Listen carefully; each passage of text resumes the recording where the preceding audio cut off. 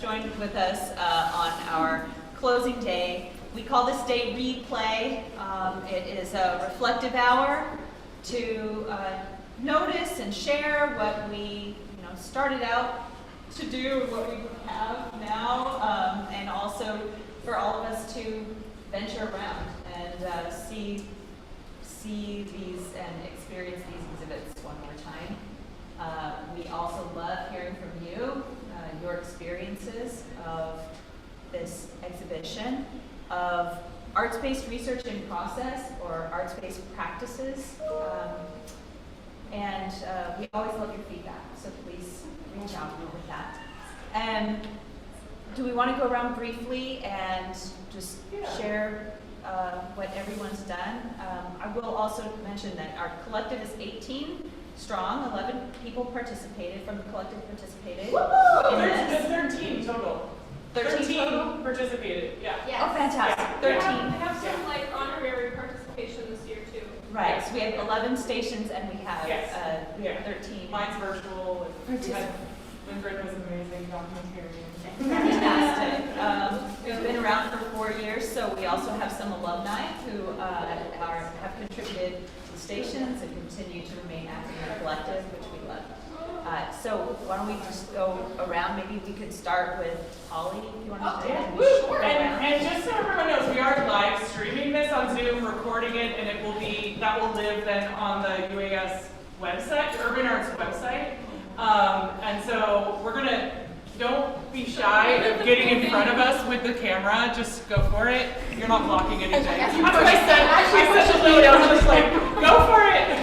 So feel free to move around and get in front of us. And, yeah. Okay. So my name's Polly. This is my second year being part of Trace Layer Play. For this year's exhibition, I include this collective journaling, which opens up and hopefully gets completely filled maybe by the end of today. But I'm a big believer that inspiration can come from anything. And so part of that, every single day, I jot down observations, things I hear, things I see. And in my journal, I use a lot of colors just to note different times of the day, different days.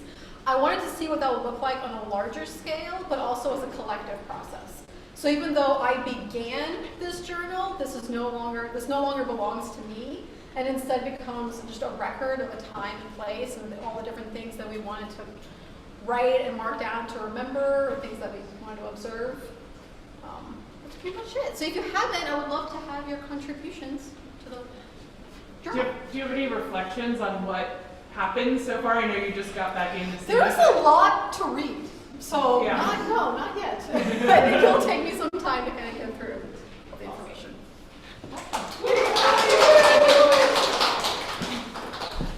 Hi everyone, I'm Amy. I work here as well as everyone else's. I work with Music Columbus in the city. So we recently did a survey of all the musicians and people that work in the industry. And the one thing that we didn't get a chance to do was talk to fans of music. And we are wanting to do that. So this is my attempt to begin to have an open dialogue with people that are fans of music, the audience, everyone. If you know, like, every day you hear music, like on the radio, in the stores, et cetera, So I invited people to map experiences that they have with music, the sounds of our city as well, whether they're listening on their headphones or at shows, collectively. I think in terms of reflection and observation, my favorite bit is that a lot of people wrote about listening on their headphones, but by contributing to where they listen to their music on their headphones and what kind of music on the map, it's become a sort of communal participation, where before it was sort of this introspective individual moment. So I'm looking forward to digging in more and seeing what all people have experienced in the city and what sort of music they treasure enough to contribute it to this wall. So. Where's Amy? There she is. Hi everyone, my name is Erin.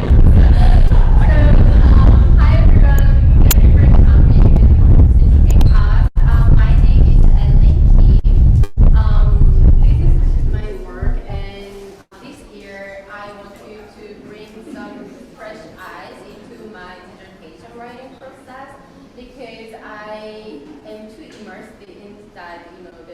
my writing and my research. So I wanted to break down the linearly structured dissertation writing into these neutral, white colors boxes. I put everything here, and I intentionally did not,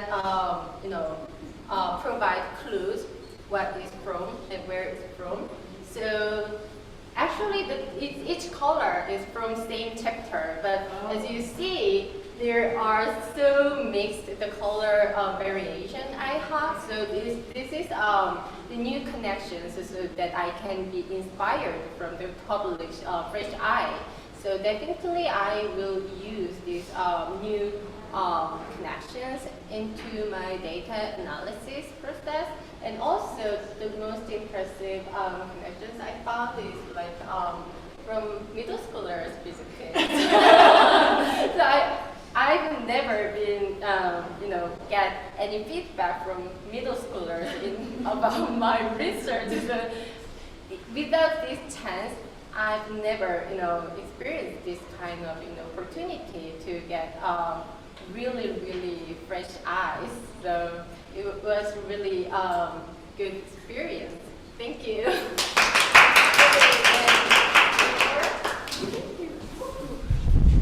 Hi everyone, my name is Sachdeva. This is my first time as a part of the TLB collective, so I am super excited to be here. I tried to do a fun activity layout, and honestly it did not turn out the way I expected it to. But I think that is something I'm taking from it. In terms of research, you may start somewhere, but when you are in it, it goes where it has to. So I think that's my takeaway.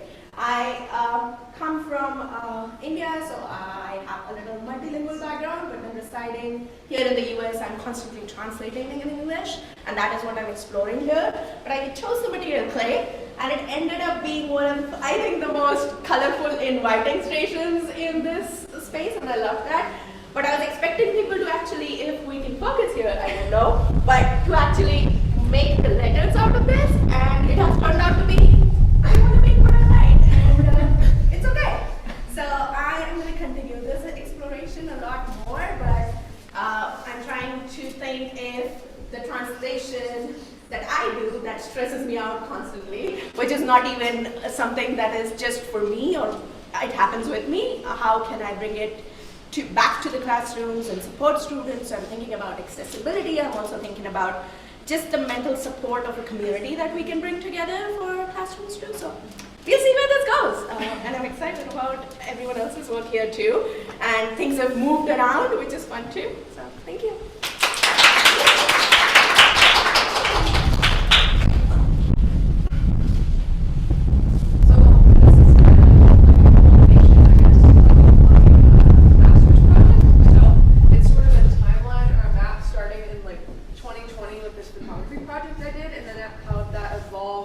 Into like sharing this photography project with my students and like basing a lot of the assignments we did and stuff off of how artists use identity as a process, or like identity formation as a process for making art. So it kind of goes, like I said, from the photography project into some like student like feedback on little sticky notes, and then some poetry on this chair, which was supposed to look like notebook paper because I was just like surrounded by notebook paper all the time, so I'd like scribble things everywhere.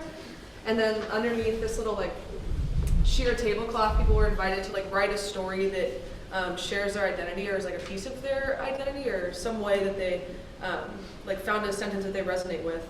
And so it became very middle schoolified, like I could barely read it anymore. But I think that's kind of cool. They love that. They did. Oh, yeah. And I'm excited to see how that works into my thesis that I'm going to write this weekend. I'm like, how do I explain this? But it's pretty cool. So, and then this little tapestry, there's like 3 parts to it. So the chair like represents me being a student, and then the table represents me being a teacher, and then the little like tablecloth represents me being an artist. So there's all these like verbs and stuff of things I was doing in this project. So like collecting, retelling, gathering, visiting, much stuff. And then that's like the final thing is like laying the tablecloth over top of it. So, yep. Thank you.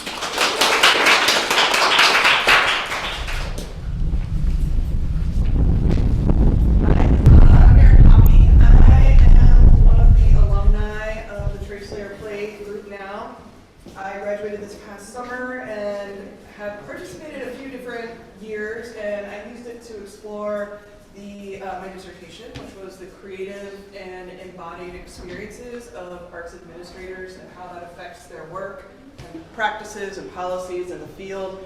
And now I am teaching full-time at another university and working with undergraduates and thinking about as they move into the professional world. I think we live a lot in a digital world, and to me the embodied connections are still really important. So maybe we like slide out of each other's DMs and like slide them an actual physical, tangible card. So I invited people to make their own creative calling card, not like maybe their personal brand, maybe things they wanted to share with the world to leave a connection and make a connection. For the middle schoolers, if they wanted to, like, they could do that. Or give a nice note to somebody, because we all need a little pick-me-up. My aesthetic these last few years has been paper and painter's tape on the wall. So these are past dissertation drafts that I can't, maybe I will shred some at the end. I might be ready to. And my takeaway is that this really was activated by the members of this collective. I was here to be able to install it, but haven't been able to be here as present in an embodied way since then, ironically. But I want to thank all of them for making it come to life in ways that I never anticipated, which happened every time I did this exhibit. So thank you.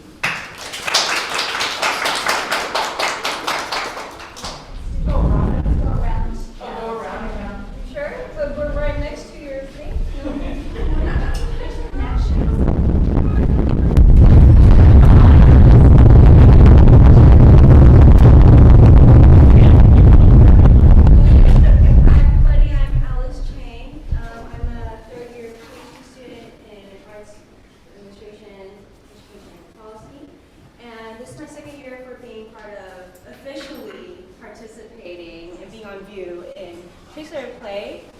Last year I had COVID, so even my work was here, I wasn't here. So this is exciting.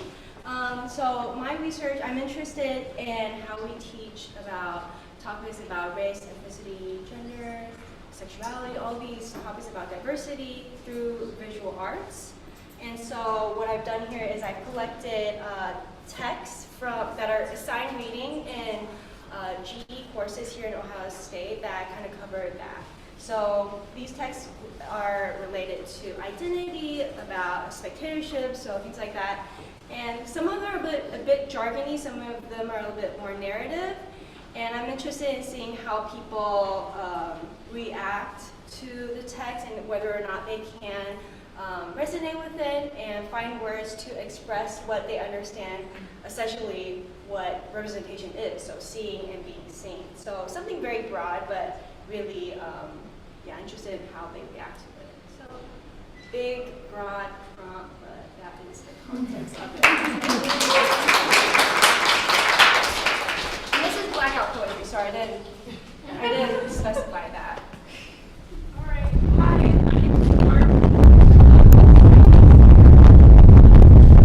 I have one big sentence that is the instruction for what to do and the chaos that ensued, but use this space to grumble, complain.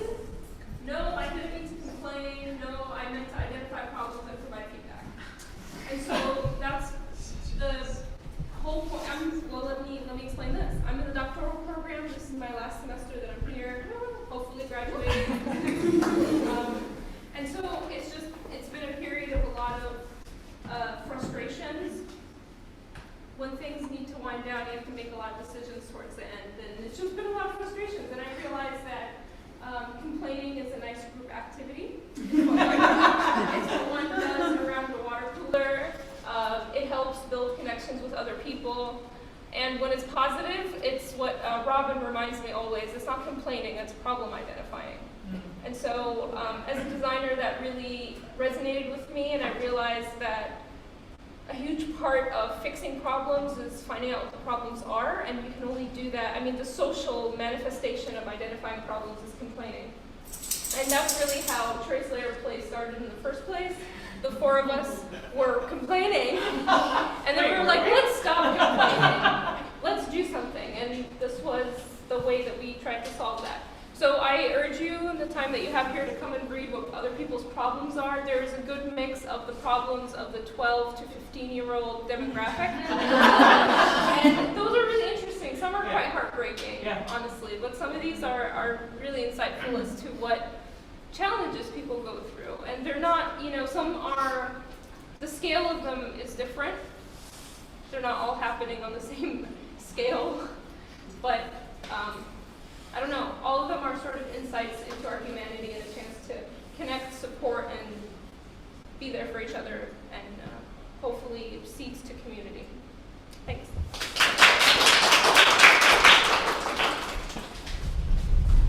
Complaining, problem identifying, and distraction. So we are going through that grade school. Hi everyone, my name is Xiaoxiao. Thank you so much for being here with us tonight. So this is my third iteration with trace layer play, and I've been working with everyday materials such as rice, salt, and this year the paper in my work to kind of like make conceptual connections with my own research. I'm interested in socially engaged art, which is like more about the process that matters rather than the result. So this year, like for obvious reasons, I have to reflect the moments in my life and also to start decluttering in order to create spaces for new things coming into life. And I mean, nothing's easier than to throw away like bad research papers, right? Like, I mean, it's not easy to get rid of many things in life. So I started to shed them and trying to create a space for co-destruction, kind of like echoing to Robin's co-creation idea. Sometimes we just have to destruct first, and hopefully something new would emerge from the ruins. And as you can tell, yesterday we had a huge group of middle school students, and they were playing snowball fights inside that room. And yeah, it has been a fun process.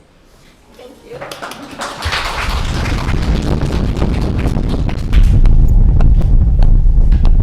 Hi, I'm Tamryn McDermott. I'm in my final semester into the summer my PhD program here, and I was one of the founding members of Trace Layer Play. And because we started during the pandemic, we were looking for a space to come together and connect and have conversations about our research in person, physically, not on Zoom. I was remote on Zoom from another state. And I think what it has grown into is this amazing, thriving community that supports each other. And I wanted to, this year, contribute in a way that I was able to amid my dissertation and decided that I would document and archive the exhibition in more of an immersive way that actually is a process that I've been using to think through my research analysis and bring together my research renderings in a gallery exhibition. So I think somehow inspired by the work with all of you in Trace Layer Play, my conception of my work for my dissertation was just living in a gallery space. And so this is an interactive tour of the exhibition. You can navigate through it however you like. I have the QR code on the wall here, and this will then live on our website. And I still have a lot. I've been documenting a lot the last couple weeks, as have everyone else. And there will be a continual updating of the images for each of the exhibitions. There'll be audio layered into there, some of our reflections on the experience. And so hopefully this will be a little bit more of an immersive experience versus looking at photos on the website. And it also has a VR capability. So if you have VR headphones, or headset, you can actually immerse yourself in the exhibition in VR. Yeah, it's awesome. So I still have I have a lot of updating since the middle schoolers came yesterday to add. If you have time to visit Robin's tent, there's some interesting artifacts left behind. And then I also wanted to just give a little plug for our website. I have a second QR code on here that links to our website that will continue to post updates and documentation of what we are doing as a collective as we move forward, and invite you all to keep following us also on Instagram. So thank you.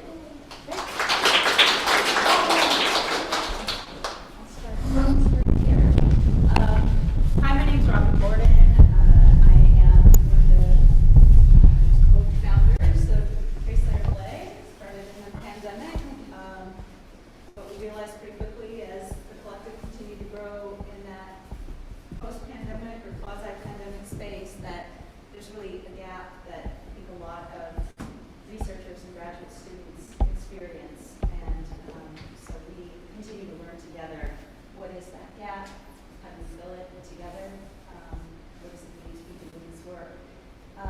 Last year, several of us started venturing into a kind of meta space. Amy, Julia Hart, who's not here with us tonight, who's a member of the collective, and I started looking at what is our relationship to the public that comes in? How are we engaging the public?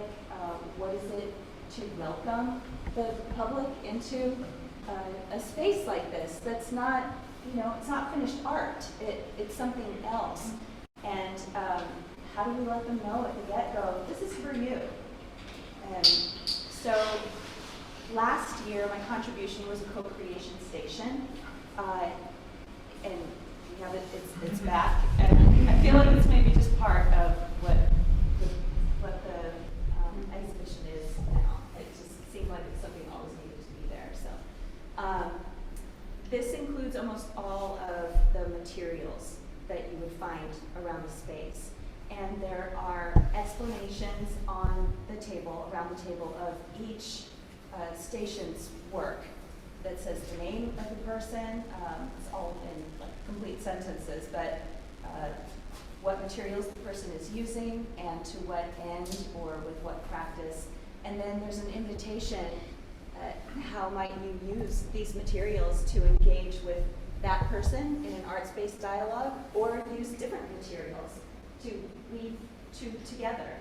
An example of a weaving, maybe similar materials, but sharing of ideas is in Dr. Erin Hoppe's creative calling cards. There is a black-out 6-word poem. So there's a conversation that's happening between Alice and Erin's spaces through materials. So that would be an example of like a combined or compound arts-based dialogue. So it's exciting. Conversations are happening even though no one's here through material. So we were interested in how to keep inviting that. This year, building on that, is anyone a Taskmaster fan? Anybody watched? Nope. Okay, all right. You nerds in the room. Okay. So this might look a little bit familiar. In the UK show Taskmaster, they use these a little bit differently, but please do watch the show. I think you'll find it delightful. It's on YouTube. It's on YouTube. It's free. These cards have what I refer to as a dare at the front of this little pedestal. It says "Take one if you dare," and it's a prompt that invites the person who opens it to go to a station. Thanks, Noor. Example. So find the researcher exposed wall. Read the fronts and backs of all the cards associated with one question. Make a sound of surprise each time you read a card, no matter what it says. Then write your own response to that same question. So there's just a variety of these. There's another one up here that says record how many times you stand, sit in a chair, kneel, sit on a cushion throughout the exhibition, and leave this card at the co-creation station. And I believe a middle school student left this one yesterday. Yeah. So, for someone who comes into the space and is just a little bit stymied, like, I don't know what this is, I don't know what to do here, this is an opportunity to just give a little bit of direction in a fun way. And then I think we kind of did another like introspection and outward inspection when it comes to what does it mean that we are researchers doing this work. We started having a conversation of what does it mean that we are all women identified or women identifying researchers who form this collective. So another contribution this year is a space called Researcher Exposed, Researcher Obscured, which is toward the other side of the space, is where the tent is if you're on the side. And the idea there is there are questions that we get asked regularly as researchers and learners and teachers and art makers, etc. You know, how's your research go? I just did this to Alice inside the tent. She's like, you just asked me a question that's on the other side of the wall. I did it in the tent, so draw it. But, you know, what's your timeline? How's your research going? You know, what projects are you working on right now? And there are those answers that we will readily give someone we don't know. Oh, it's fine. Yeah, it's on time. Okay, good, right? Yeah, project, great. And then there's what we might tell a dear friend or, you know, just a trusted partner in crime. And so the invitation is write one of those truths, one of your truths on one side and maybe the other truth on the other side of the card. And then on the tent side, there's kind of a flip, right? Here it's exposed what you don't really want to expose. Inward, we share a little bit more. And then in the tent, there's an invitation to draw what does your research look like?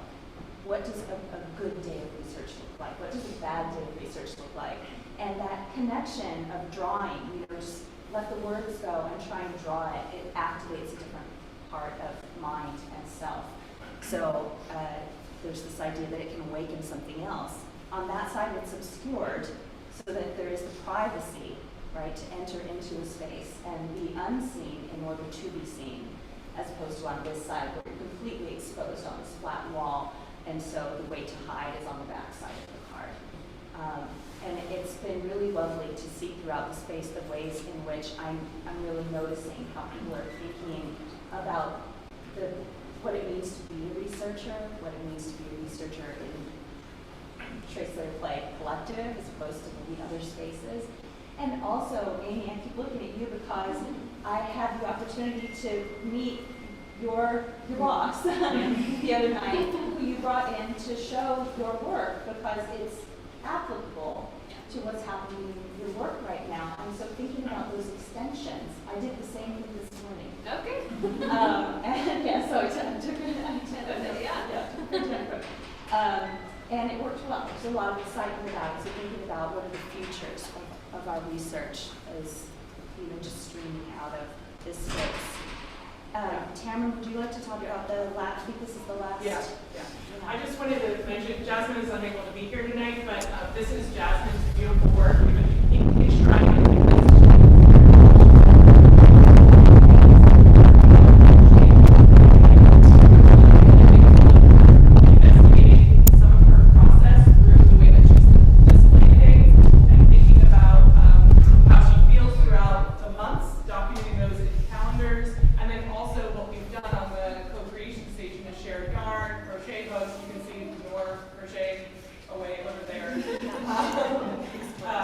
and then I also, so please make sure you take a look at Jasmine's work and let her know your thoughts about it, give her some feedback.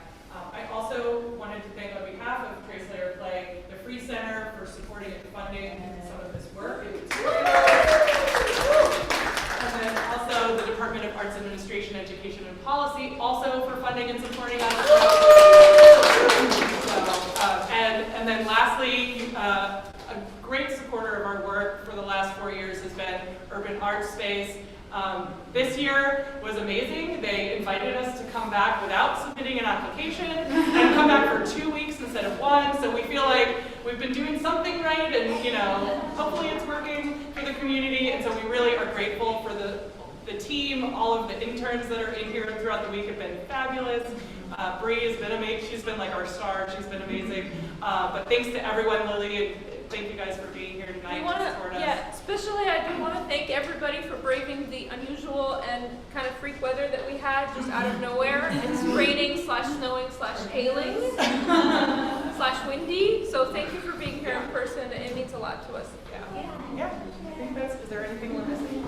Oh, yeah, sure. I'll add something as an insider and an outsider, because I'm part of it, but I didn't participate as an artist, so I'm more like an observant or a participant view. I've never seen a more vibrant gallery space than this was. We had a tour yesterday with some middle schoolers. Never had that experience before, to see like so many people participating in art making in the space, and they're really getting wild and really engaging with the art. So I'm new to the department and new to the program as well, so I was kind of not confident enough to participate, but I think this is a really exciting space. So I did like the social media work. So I was able to observe how this all started with like one little sticker on the wall, but now it grows into like this beautifully decorated thing, and how there's only like 2 to 3 poems on the wall, but now it's like covered. So it's the participation of the audience that made this exhibition possible, and I think this is really eye-opening, and I would like to participate next year.